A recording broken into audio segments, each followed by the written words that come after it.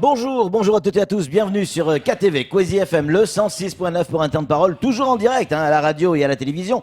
Il est avec nous, on vous l'annonçait depuis ce matin, Dominique Sorin, le préfet de Mayotte. Monsieur le préfet, bonjour. Bonjour. Merci d'avoir accepté notre invitation. On vous a demandé de venir parce que on a eu le sentiment qu'avec cette cascade de voyages officiels ou de visites officielles, certaines annonces sont passées un peu inaperçues. Qu'est-ce que vous, en tant que préfet, vous allez retenir des annonces qui ont été faites en faveur de Mayotte de la part du ministre de l'Intérieur et de la ministre des Outre-mer? Donc il y a eu deux visites qui se sont succédées dans des délais très brefs. Oui. Ces visites aussi se situaient dans la perspective de la visite du président de la République. Bien sûr. Il s'agissait de préparer.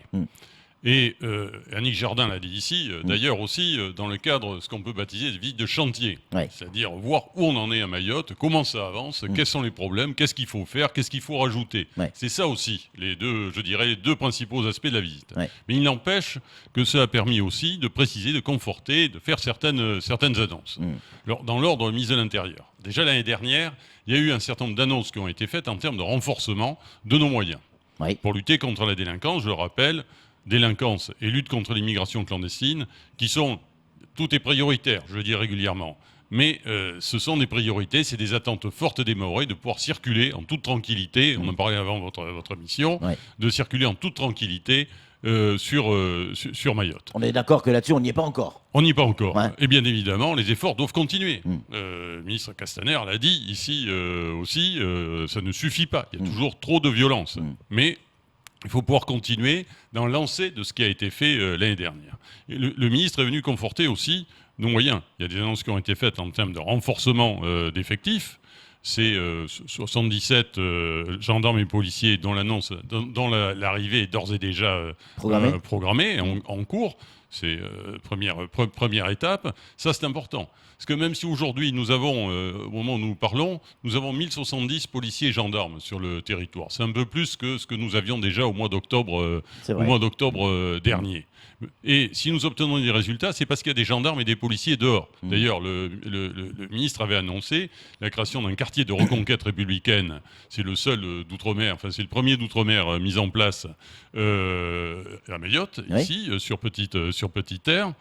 Ça se traduit par plus de gendarmes dans la zone. Donc on en a besoin. Et nous devons être accompagnés dans ces efforts. Il a mis l'accent également sur l'immigration. Alors, aussi, autre chose en termes d'annonce, c'est un nouveau commissariat pour Mambouzou. Ça, c'est un point important, parce que c'est une opération de longue haleine qui est lancée. Nous l'attendions depuis longtemps.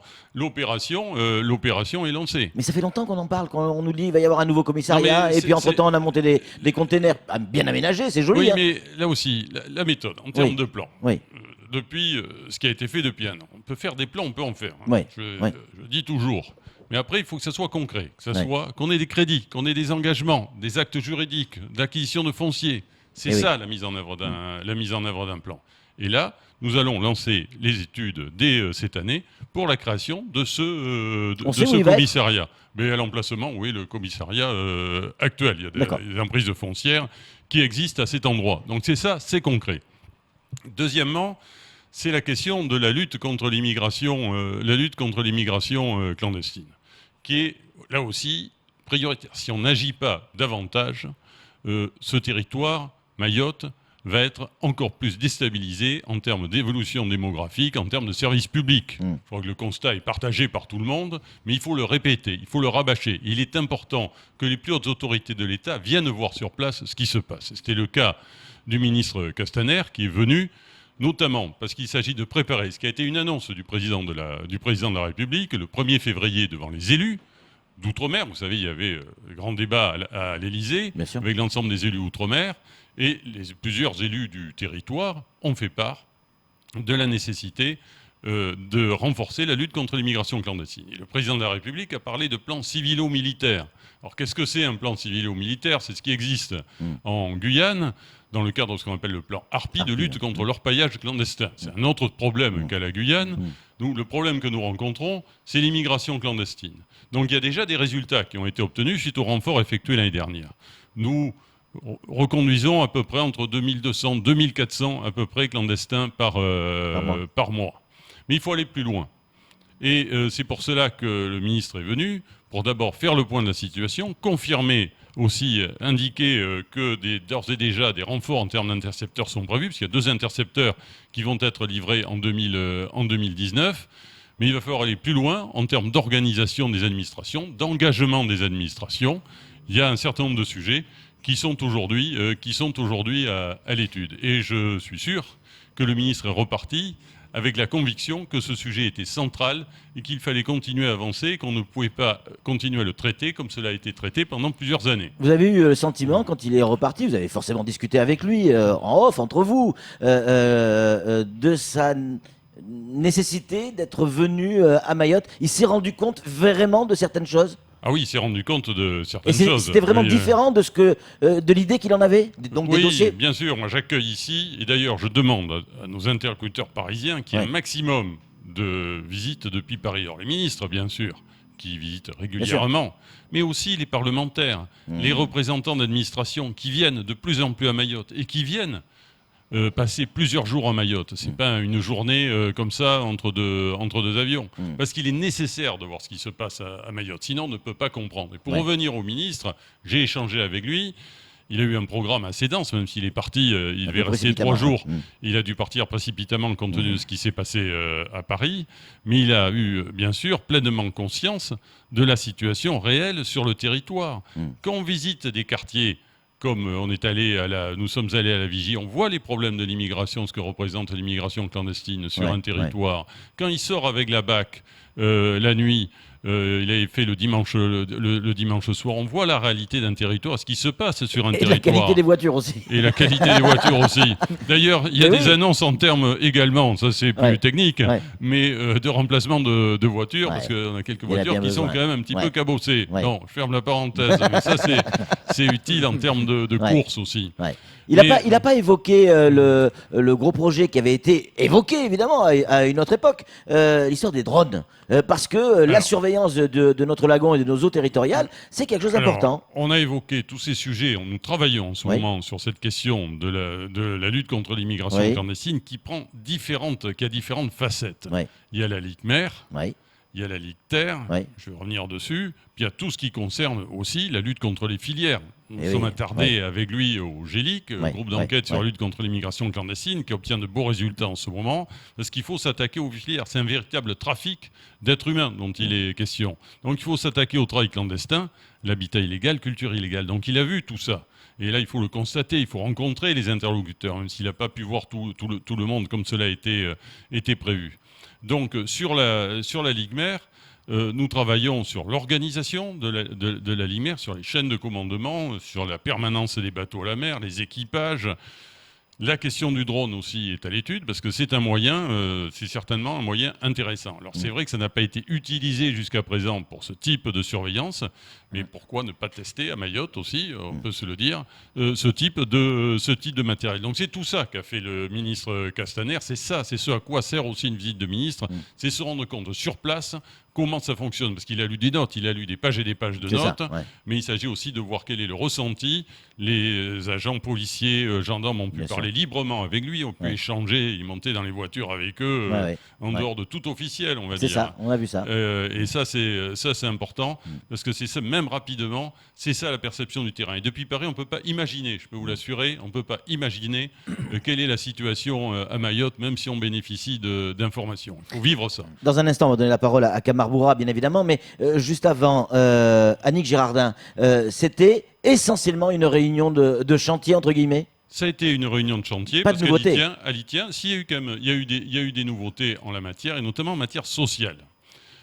Puisque ça avait été évoqué, ça avait déjà été évoqué, mais il y a eu la concrétisation du fonds social. Il y a une convention qui a été signée avec le conseil départemental pour 10 millions d'euros, et ça c'est un amorçage aussi, parce que c'est une nouvelle façon de travailler. De la même façon, je vais être missionné pour cela, c'est comment assurer une meilleure coordination des acteurs en matière sociale, intervenants de l'État, de la Caisse de sécurité sociale, et bien sûr en liaison avec le département, pour comment on peut encore mieux utiliser les crédits qui sont à notre disposition. Donc ça, c'est un point important, et ça a permis d'aborder aussi le sujet de la convergence des droits. bien sûr, ça ne va pas être conclusif, ça va nécessiter du travail, mais c'est un sujet très important ici pour Mayotte, pour lequel il faut lancer ces chantiers. Puis il y a aussi la concrétisation d'un plan de formation qui a été signé avec le conseil départemental.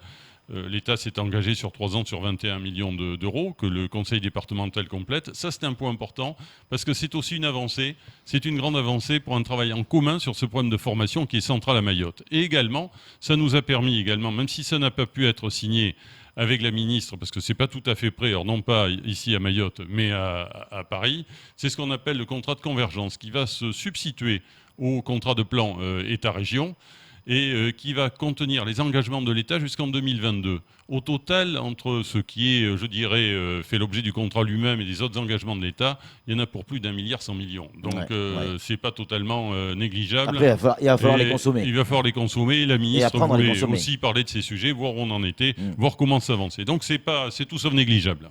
Kamar Boura, une question pour vous, monsieur le préfet. Une question qui revient souvent dans les réseaux sociaux, monsieur le préfet, toujours concernant l'immigration clandestine. Les gens sont tous d'accord. Pour pouvoir mieux lutter contre l'immigration, il faudrait aussi commencer à travailler sérieusement avec les Comores. D'ailleurs, dans la lettre du président Emmanuel Macron qui disait vouloir travailler avec le Comores pour lutter contre le trafic des êtres humains. Vous qui êtes directement ici, est-ce que vous avez déjà une idée de la manière dont on peut travailler avec les Comores pour stopper les Kwassa au départ d'Anjouan? Alors oui, il faut travailler avec les Comores. Ça, c'est un point. Je suis heureux que vous me posiez cette question dans ces termes, parce que ça fait l'objet parfois de débats. Oui. J'entends certains dire il ne faut pas travailler avec les Comores. Mais si, il faut travailler avec les Comores. Parce que sinon, on subit, d'ailleurs, dans tous les pays qu'elles partent de l'immigration, prenez le cas de la Méditerranée, on travaille avec la Libye, on travaille avec l'Algérie, on travaille avec le Maroc, on travaille avec la Turquie, quelles que soient les différences de vue qu'on peut avoir avec ces pays. Et avec les Comores, il faut qu'on puisse travailler. Alors, sur différents points. Parce que c'est d'abord que les Comoriens surveillent aussi, contribuent à la surveillance de leurs côtes. Il y avait le projet d'implantation d'un radar sur Anjouan, avec un retour d'image ici sur Mayotte. Donc, et il faut également que les Comoriens puissent surveiller les départs des bateaux. Mais ça nécessite des moyens qui n'ont pas forcément en Comores. Ça nécessite des moyens, pas forcément très importants, parce que déjà on peut surveiller les plages, donc ça fait partie, c'est un premier niveau de travail sur la surveillance, je dirais, et sur la protection de la vie humaine en mer. Parce que c'est ça l'un des sujets, parce que c'est quand même ça la question, les gens se mettent en danger, c'est la première chose. Ensuite, le deuxième niveau de coopération, c'est faire en sorte qu'il y ait moins de départs, pour des raisons de santé notamment. Qu'il s'agisse des femmes qui viennent accoucher, qu'il s'agisse des personnes qui viennent se faire soigner, se faire dialyser par exemple, c'est développer une coopération médicale. Il y a une mission qui n'a pas abouti encore, mais qui travaille, qui a bien avancé. C'est la mission menée par Dominique Voynet, ancienne ministre, pour voir comment développer cette coopération bilatérale. Et ça peut passer par des aides de l'Agence française de développement, notamment sur le système de santé comorien, pour qu'on ait moins d'afflux. Ensuite, c'est le développement de ces territoires. On a intérêt à ce que les Comores développent, qu'il y ait un minimum de protection de leurs citoyens, qu'il y ait un minimum d'activité économique également sur Anjouan. Et sans que, bien sûr, ces aides, il faut le dire, même si c'est évident, ne viennent pas amputer, c'est pas du tout les mêmes, je dirais, les mêmes crédits qui viennent servir à développer Mayotte. Il faut être bien clair, là-dessus. Donc oui, il faut développer cette coopération avec les Comores. C'est une nécessité. Deux mots sur la non-arrivée d'Emmanuel Macron. Il était évoqué, lui-même, c'est lui qui l'a dit. Il était prévu qu'il vienne effectivement en juin. On a compris que pour des histoires de calendrier, notamment sur le plan européen et notamment l'histoire de Brexit, il ne serait pas à Mayotte en juin. Est-ce qu'on a des certitudes sur une nouvelle date ou pas encore? Non, c'est trop tôt pour le savoir. Donc on a évoqué ce septembre. C'est ce qui a été évoqué, parce que c'est le président lui-même qui, au mois de février, avait annoncé sa venue pour le mois de juin. Et d'ailleurs, les visites de ministres, c'était... les ministres devaient venir de toute façon, mais je disais tout à l'heure qu'ils avaient aussi comme objectif de préfigurer cette visite. En tout état de cause, ça a permis de faire, comme je disais, la visite de chantier, mais ça a permis aussi de préparer cette visite du président de la République pour percevoir quels seraient les sujets les plus importants à Et aborder. vous n'étiez pas au courant des sujets qu'il allait aborder? Est-ce qu'il allait dire qu'il a la piste longue? Personne ne nous regarde, monsieur le préfet. Personne, mais bon, personne. on a quelques idées des sujets. Enfin, on a déjà abordé quelques-uns, mais au hasard. Au hasard. Il y a des sujets comme l'immigration clandestine, c'est central d'ailleurs. Il a annoncé ce plan civilo-militaire. Le sujet de la convergence des droits, c'est évident que c'est un sujet qu'il va falloir, qu'il convient de traiter. On ne peut pas dire on va attendre 2036 pour que ça soit terminé. Bon, la desserte aérienne est un sujet, on ne passe pas une journée sans parler de desserte aérienne à un titre ou à un autre sur le territoire. Sur de la concurrence, sur de la piste longue. Après, il y a différents sujets à différentes facettes. Donc on voit bien les sujets qui préoccupent. Puis c'est aussi les suites de la mise en œuvre des mesures qui ont été annoncées l'année dernière. Le président aussi, le président de la République, c'est lui d'ailleurs qui parle de visite de chantier. Il est très attentif à la façon dont tout ceci se met en œuvre. Quelle est la mobilisation sur le territoire pour apporter des résultats le plus rapidement possible? C'est ça aussi. Il l'a dit clairement, tout est dans le livre bleu. C'est ça, et les mesures pour Mayotte c'est une déclinaison particulière du livre bleu. Donc le président de la République est très attentif à ça. Alors on n'a pas de date précise, mais c'est dans des délais brefs. Il y a un engagement qui a été pris en la matière. Sur le plan économique et notamment emploi, on a reçu hier Pierre Bobet qui est venu alerter nos auditeurs et autres téléspectateurs et autres lecteurs sur le risque de 2021. Selon lui, on pourrait avoir une catastrophe en termes d'emploi, 100, 200, voire peut-être même 400 personnes qui pourraient perdre leur emploi. On parle des pêcheurs et notamment de ces barques qui seraient plus aux normes en 2021. Est-ce que la préfecture et le préfet que vous êtes, vous travaillez déjà sur ce problème avec les responsables de la pêche? Oui, d'ailleurs j'ai eu l'occasion de rencontrer les responsables de la pêche, à plusieurs reprises d'ailleurs, parce que c'est un point important. Alors, le sujet, on peut le présenter différemment. Il y a déjà un sujet par-delà, je dirais, l'évolution des normes communautaires, il y a un sujet sur la pêche. Pour avoir... Quels sont les objectifs en matière de pêche? C'est maintenir une pêche artisanale, familiale, traditionnelle, qui permet de préserver l'emploi et de créer de l'emploi. C'est ça. Parce que ce n'est pas le cas aujourd'hui. Il y a beaucoup, d'abord, c'est un secteur souvent informel, inorganisé. La pêche informelle, oui. 40% à peu près. Oui, où il y a beaucoup de clandestins. Il faut le dire aussi très nettement, très clairement. Donc, il faut développer ce secteur. Et ensuite, il y a un problème aussi de type de bateau qui sont un peu frappés, qui commencent à être anciens, on va dire. Parce qu'il y a des problèmes de... Certains ont plus de 25 ans. Oui, ont plus de 25 ans. Il y a des problèmes de conservation de poissons du froid. Des questions de sécurité aussi pour les pêcheurs qui embarquent, parce qu'il y a des bidons d'essence partout. C'est pas très sécurisé.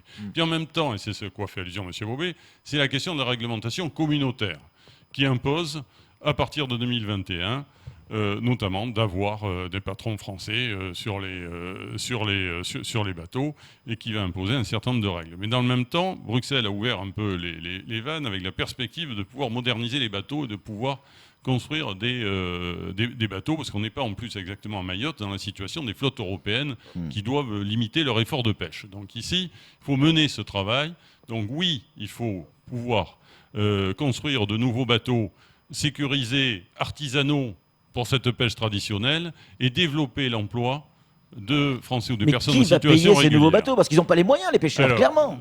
Et l'Europe n'a pas le droit de financer. Ce qui est fait aussi en termes d'équipement, et nous avons commencé à le faire avec le conseil départemental, il y a un projet de 7, c'est plus qu'un projet d'ailleurs, de 7 pontons de pêche répartis sur le territoire.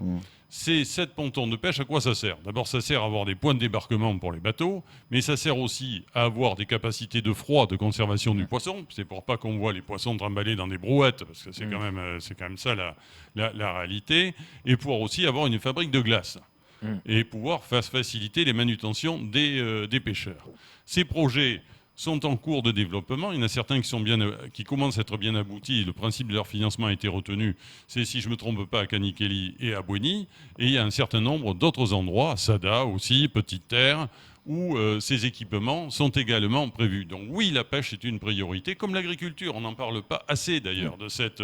On va en parler dans un instant, notamment avec Kenneth. Parce que la pêche est un moyen, d'abord on a besoin de poissons, on en a. C'est une pêche artisanale qui ne détruit pas la ressource ni la biodiversité. On est loin des scores des Tony Sonneur, hein. Oui, très loin. On est loin de tout ça. Ça donne du boulot et il faut une organisation et il faut accompagner les pêcheurs. Monsieur Vaubé le sait, j'en ai parlé à plusieurs reprises. Avec lui. Et je suis particulièrement attaché à cette préservation de la pêche artisanale telle qu'elle existe ici à Mayotte. Et la pêche, c'est quelque chose qui vous touche, hein, en plus, personnellement. Oui. J'ai passé quelques années. Ouais. Mais c'est le laps de temps, monsieur le préfet, le laps de temps qui l'inquiète surtout. Là, on le disait à 1 an et demi avant 2021. Donc, est-ce qu'on arrivera à attendre Il faut se bouger, il n'y a pas d'autre terme. Mais il faudra trouver aussi des solutions intermédiaires. Il faut être raisonnable. Tout le monde, en 2021, n'aura pas le diplôme permettant de... Peut-être qu'il faudra une dérogation en attendant. Il faudra qu'on trouve un système à la fois rigoureux, il ne faut pas faire n'importe quoi, mais rigoureux, mais qui permettent aussi aux pêcheurs d'avancer.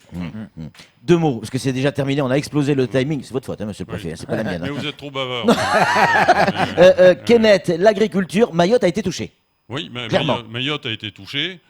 D'ailleurs, on a fait une communication sur ce sujet, et les services de la direction de l'agriculture sont en relation avec les responsables agricoles pour voir quelle est la nature de ces dégâts, parce qu'il y a le système dit des calamités agricoles qui existe et qui s'applique en cas de phénomène naturel, mais il s'agit de voir quelle est l'ampleur des dégâts, quelles sont les cultures touchées, quel est le taux de perte s'il y a perte.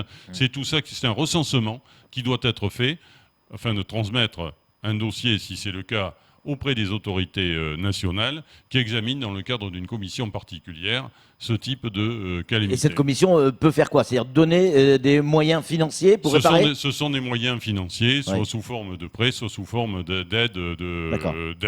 Ça s'est produit dernièrement quand il y avait eu Irma aux Antilles. Ça a été l'un des cas où ce type de dispositif a été mis en œuvre. C'est assez courant, mais il faut qu'il y ait un minimum, bien évidemment, de pertes. Ça a été, pour finir avec Kenneth, ça a été souligné par... tous les élus, à l'unanimité, y compris les parlementaires qui, a priori, sont dans l'opposition, le travail qui a été effectué par la préfecture en termes de prévention sur Kenneth. Certains, dont je faisais partie, disaient est-ce qu'ils en font pas trop du côté de la préfecture? Et au bout du compte, tout le monde, on s'est dit, waouh, vu le triste score qu'il y a au Mozambique et aux Comores, on est à plus de 38 morts aujourd'hui. Hein. Le score qu'a fait Kenneth sur la zone, on se dit, heureusement qu'on a pris ces précautions. Alors, et ça, on le sait qu'après coup. On sait toujours ça après coup. Je vais vous dire, soit on en fait trop, soit on n'en fait pas assez. C'est fréquent dans ce type de phénomène. Ce à quoi nous avons tenu dans le cadre de Kenneth, c'est assurer une information, être le plus réactif possible par rapport à nos événements et en liaison avec tous nos partenaires. Les communes au premier chef, parce que les communes aussi ont des responsabilités. Elles ont joué le jeu cette année. Lorsqu'elles mettent en place les plans communaux de sauvegarde. Alors, il n'y en a pas partout, mais tout le monde a réagi. Tout le monde a bien réagi rapidement. Et a eu les informations pour réagir, pour se positionner, notamment les sapeurs-pompiers aussi ont fait un travail très, très, très, très important. On a vu un renfort de la Réunion. Je tiens à saluer leur action. Il y a eu également les gendarmes, toutes les forces de sécurité qui ont participé. Il y a la Croix-Rouge aussi qui s'est mobilisée parce qu'il a fallu héberger. Il y a quand même quelques centaines de personnes qui ont été hébergées et dans les meilleures conditions possibles. Ça s'est fait dans les écoles, dans certains cas. Dans les collèges. Donc tout ça s'est fait grâce notamment aux exercices qui ont été menés. Il y a des exercices majeurs de sécurité civile qui ont été menés au cours de l'année passée. Tout ça se prépare parce qu'il faut tester les chaînes de réaction pour que lorsque le problème survient, on puisse réagir de la meilleure façon possible. Donc ça, on a réussi parce qu'on a eu aussi tout cet entraînement. Les gens se connaissaient, les gens étaient en capacité de réagir immédiatement. Et je l'ai fait, mais je renouvelle toutes mes félicitations pour ceux qui ont contribué à la gestion de ce phénomène. Parce que c'est pas évident. Merci beaucoup, monsieur le préfet. On est très en retard. Il est 8h03. Merci d'avoir répondu à nos questions. Merci. Bonne journée. Allez, c'est tout pour ce temps de parole. Tout de suite, la suite de nos programmes.